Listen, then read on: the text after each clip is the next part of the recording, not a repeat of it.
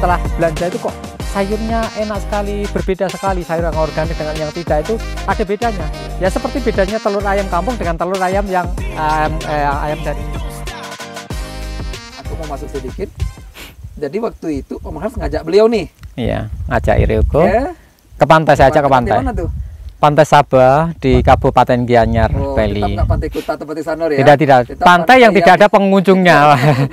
Saya itu pecinta tempat sepi, jadi dari. Ini ada pencinta tempat-tempat yang belum orang tahu nih. Saya tidak suka tempat yang dikunjungi oleh wisatawan, banyak wisatawan. Iya. Ini menarik. Pergi waktu itu pakai motor? Pakai motor aja. Oh, berdua. Om Hars yang bawa. Ya. Tapi belum ada apa ini sinyal-sinyal mau dekat nih. Atau sudah ada sinyal-sinyal itu? Saya yakin sekali pasti saya bisa.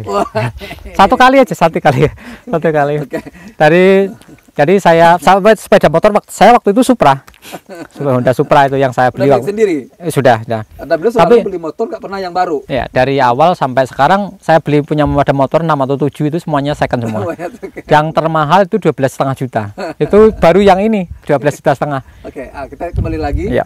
Dibawa ke pantai apa namanya tadi? Pantai Sabah. Tapi pakai motornya istri Ibu Rioko waktu itu. Pantai Sabah. Waduh, saya belum berkunjung tuh. Belum. Pantai Sabah ya? Pantai Sabah. Di daerah? Itu antara itu hanya sekitar 15 menit dari Pantai Sanur. Oke, Pantai jadi Sabah. Dekat dengan Pantai Sanur. Itu kelihatan dari Pantai Sanur. Minum di sana mungkin ya, minum kelapa. Tidak ada restoran. Oh, enggak ada restoran. Tidak ada restoran, tidak ada warung. Ya pokoknya kita ke pantai aja, pantai yang sepi, yang kalau ramai kan nggak bisa artinya nggak bisa intim gitu. Terus waktu itu nembak? Nggak, langsung kita ya ngobrol sebentar.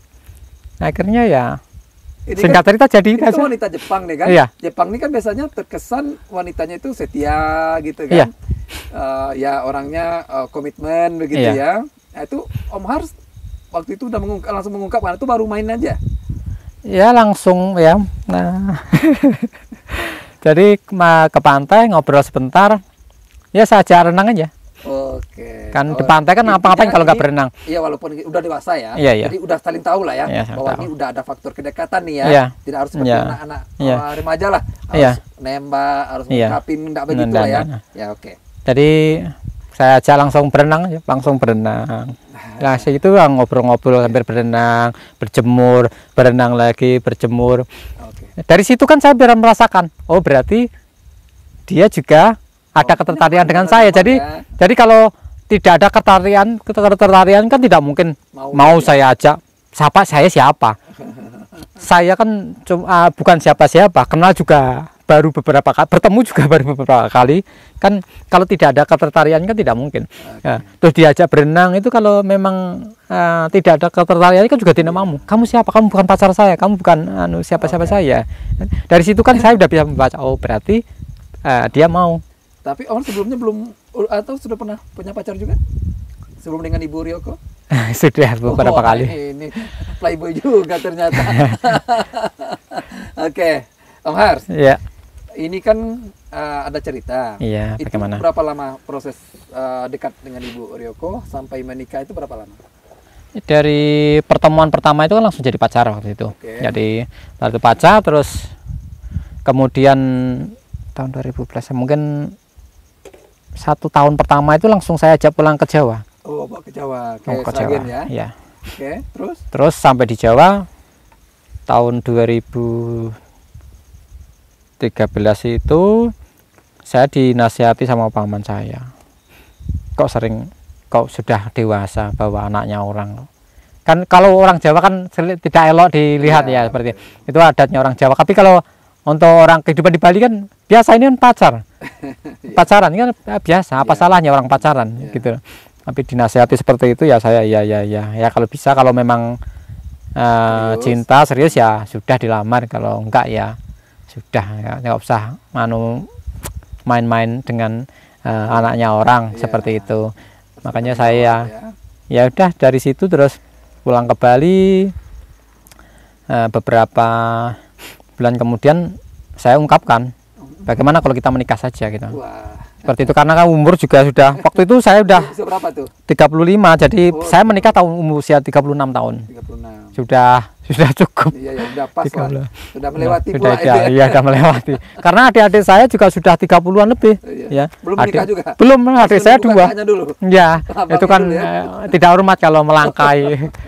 Makanya saya juga tidak enak. Sebenarnya kalau saya juga mau menikah sekarang atau nanti juga tidak masalah, sama aja. Tapi ya satu, karena tidak bagus dilihat oleh, kalau saya pulang kampung dilihat tetangga tidak baik, terus adik-adik saya juga menunggu saya, makanya saya memutuskan bagaimana kalau kita menikah. Akhirnya istri saya, ya sudah, kita menikah. Oke. Nah, ini cerita menikah bagaimana nih? Akhirnya ya langsung itu, tahun 2014 saya langsung ke Jawa, ke Jepang. Oh, ke Jepang dulu. Saya melamar. Melamar luar biasa nih. Pengalaman saya pergi ke luar negeri itu ke Jepang dan sendiri. Ke luar negeri ya? Waktu itu di Jepang? Nggak, saya sebenarnya mau berangkat bareng, cuman visa saya itu belum jadi. Wah, tiketnya harus ganti, saya mundur karena waktu itu kalau ganti mahal biaya ganti jadwalnya. Istri berangkat duluan, saya berangkat belakangan. Wah, itu pengalaman yang mendebarkan. Bayangkan, keluar negeri sendirian, belum pernah keluar negeri loh. Dan sendiri lagi. Nah. Ibu berarti udah duluan ya? Enggak, sudah duluan, berangkat duluan. Karena visa belum. Iya, belum jadi ya. Ya. Oh, oke. Nah, itu terus saya di perjalanan transit di Malaysia waktu itu. Transit di Malaysia, saya kehausan karena tiba jam 8, berangkat jam 2 atau jam 3 waktu itu, saya lupa, tahun 2014. Wah, saya kehausan. Coba ke kafe, saya nggak punya dolar waktu itu, hanya rupiah, segepok rupiah, dan nggak laku. Saya tanya-tanya, bisa saya belanja pakai rupiah? Tidak bisa. Saya ke kafe satunya, ke restoran satu, nggak ada yang mau. Waduh, sebegitu lemahnya uang rupiah, baru sampai di Malaysia aja udah nggak laku. Bisa ditukarkan di money changer biasanya? Tidak, ya itu saya juga nggak nerima mereka. Ada money changer di bandara juga nggak mau mereka. Waduh. Sebegitu lemahnya. Minum berarti? Minum air keran akhirnya. Dan itu pernah saya tulis di Facebook saya. Ya itu ya lucu. Ya lucu, jadi ya berkesan sekali. Berkesan sekali. Minum air keran. Air keran. Makanan ada, tapi kan minuman tidak ada. Ya? Iya. Melamar ini ya. Nggak khawatir sakit perut ya? Tidak. Nanti ketemu sama calon mertua. Nah, terus kemudian singkat cerita saya tiba di Jepang. Ya. Saya juga nggak tahu sampai di mana, langsung dijemput istri di bandara. Bandara, terus saya melamar istri saya. Wah, saya kan sampai sekarang tidak bisa bahasa Jepang. Sudah 10 tahun sama istri itu juga hanya bisa konnichiwa, arigato, genki, itu tapi saja. Komunikasi pakai bahasa Inggris ya? Iya, pakai bahasa Inggris. Terus kan saya melamar itu ada yang unik lagi. Saya dikasih teks sama istri saya. Saya tinggal nulis saja bagaimana kata-katanya. Ibu, saya datang hari ini ke sini, niat saya adalah untuk melamar putri Anda. Seperti itu, saya dikasih teks ya dalam bahasa Jepang. Jadi saya duduk bersimpuh di depan ibu sama mertua saya. Ibu bapak ada ya? Masih ada? Bapak tidak. Oh, ibu. Ibu saja. Ibu saya persilakan untuk duduk di kursi, saya duduk di bawah. Kemudian teks saya taruh di depan, saya baca. Latihan dulu biar tidak hafal. Tidak hafal. Saya sebenarnya tidak panjang, teman, tidak hafal. Jadi saya bawa teks waktu untuk melamar itu.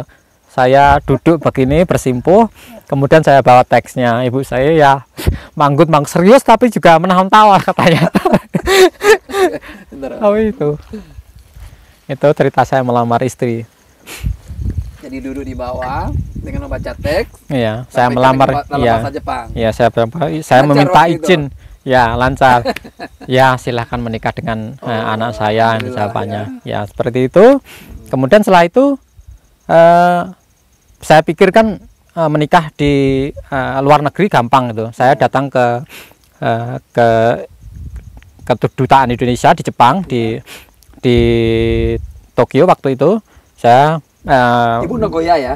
Ibu Nagoya. Tapi waktu itu saya pergi ke Tokyo, itu jauh itu. Nagoya Tokyo jauh, dan saya ke kedutaan, saya konsultasi untuk menikah di situ. Bagaimana syarat-syaratnya? Syarat-syaratnya banyak sekali. Harus ada surat dari RT RW kelurahan, surat pernyataan, surat iya. Nah, itu kan saya nggak punya semua. Akhirnya nggak jadi saya menikah di Jepang. Oh, tadinya mau nikah di Jepang. Iya. Nah, rencana saya pikirkan mudah kalau menikah di Jepang, kan syaratnya mudah paling. Nah, akhirnya karena tidak jadi, ya udah kita balik ke Nagoya, kita bikin pesta. Kita bikin pesta pernikahan. Ya meskipun secara resmi tidak, tapi kan artinya kan sudah sah. Artinya saya sudah meminta izin orang tua ya. Sudah dapat restu orang tua, itu kan bagi saya sudah sah. Walaupun ijab kabul belum ini. Ijab kabul belum, karena rencananya di Jepang, tapi kok syaratnya dari kedutaan kok sulit sekali, banyak sekali. Oh, akhirnya batal. Akhirnya kita hanya bikin pesta aja, kita undang teman-teman kita nggak undang banyak temannya, teman televisi aja yang kita undang, semuanya orang TV semua di Jepang. Yang di Jepang. Kita itu setelah pulang dari Jepang saya menikah itu di bulan Jepang karena bulan Juni kira-kira, bulan Juni. Bukan menikah ya, pesta di Jepang. Terus akhirnya pulang ke Jawa, saya telepon sama ibu. Udah berdua? Iya sudah. Terus akhirnya saya telepon ibu saya akhirnya tidak bisa, saya mau menikah secepatnya. Saya menikah cepatnya, tolong carikan bulan baik, hari baik, seperti itu. Terus akhirnya dicarikan, akhirnya pada bulan Oktober 2014 akhirnya saya menikah di Jawa. Di Jawa. Iya. Oke, dalam adat Jawa. Dalam adat Jawa, agama Islam. Agama Islam dan adat Islam.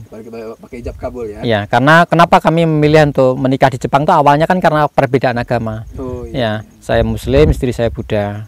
Dan kami sama-sama saling menghormati dan tidak mau memaksakan untuk berpindah keyakinan.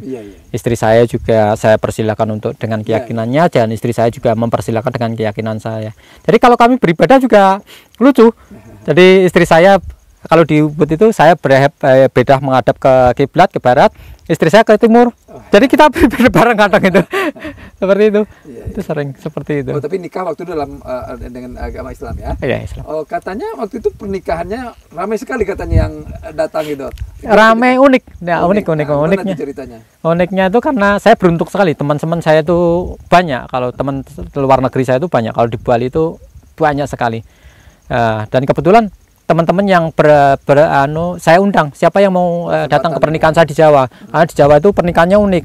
Nanti saya akan bikin pesta 2 malam 1 hari gitu maksudnya. Jadi ada live musiknya, live musik, ada tari-tarian. Saya kasih videonya, contohnya seperti ini pernikahannya, musiknya seperti ini. Juga wisata juga ini ya. Kan wisata, karena di Jawa itu daya tariknya juga bagus ya.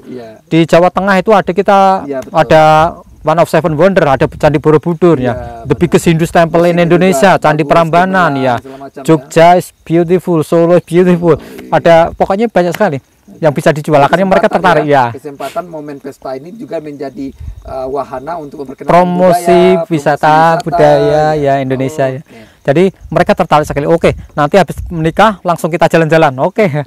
Jadi teman saya beruntung, ada teman dari Afrika, dari Amerika, dari Eropa, dari Asia, Cina, Jepang, Australia itu datang waktu itu pernikahan. Jadi pesta pernikahan saya ya. Tapi sesuai janji saya, habis menikah besok paginya kita piknik langsung. Itu capeknya luar biasa, itu nggak ada istirahatnya berhari-hari. Sama Ibu Ryoko juga? Iya. Oke. Kita sewa bis. Katanya setelah itu di Bali juga merayakan juga ya? Tidak, kalau di Bali tidak, hanya di Jawa saja. Terus katanya ini sebuah semacam titik balik begitu ya? Iya.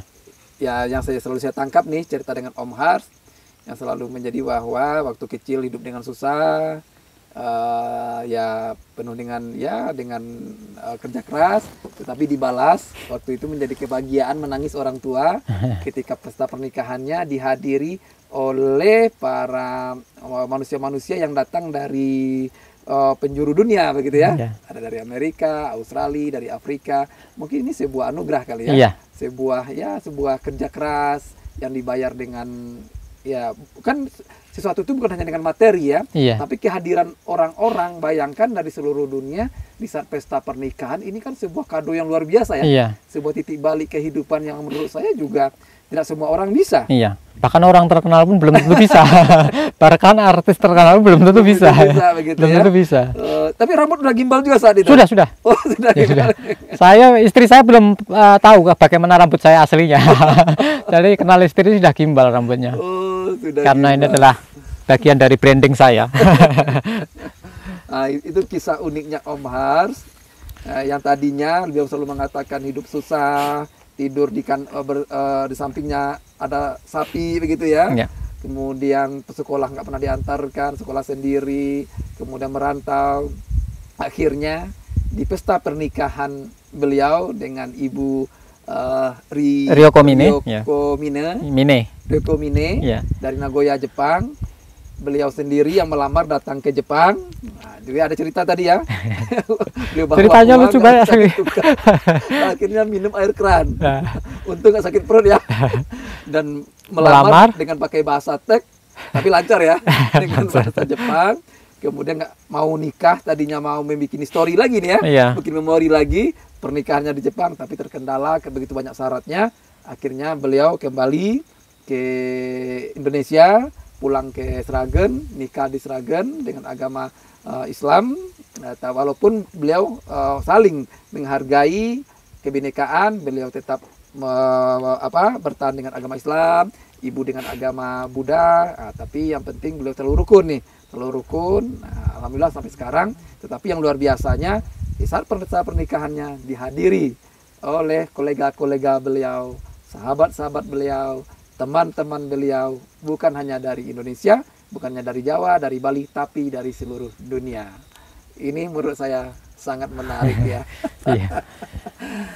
Oke Om Hars, ya, itu cerita dari beliau tentang keluarganya, Ibu Ryoko. Nanti kapan-kapan nanti kita minta juga kita cerita, kita wawancara dengan Ibu Ryoko, kenapa beliau bisa sampai ke Bali, kenapa beliau meninggalkan pekerjaan yang begitu mapan, yang sudah nyaman ya, di Jepang dengan broadcastingnya sebagai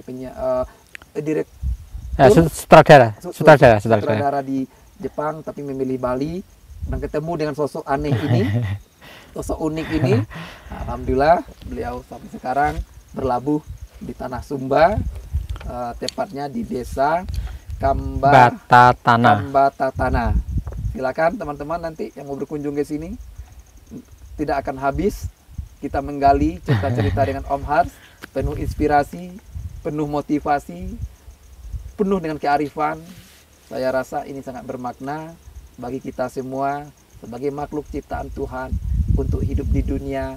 Bagaimana kita menghargai antar sesama, menghargai alam, menghargai profesi, apapun itu yang dianugerahkan oleh Tuhan kepada kita bersama. Terima kasih, selamat malam. Semoga lain kesempatan kita dapat bertemu kembali dalam cerita-cerita penuh inspirasi. Assalamualaikum warahmatullahi wabarakatuh.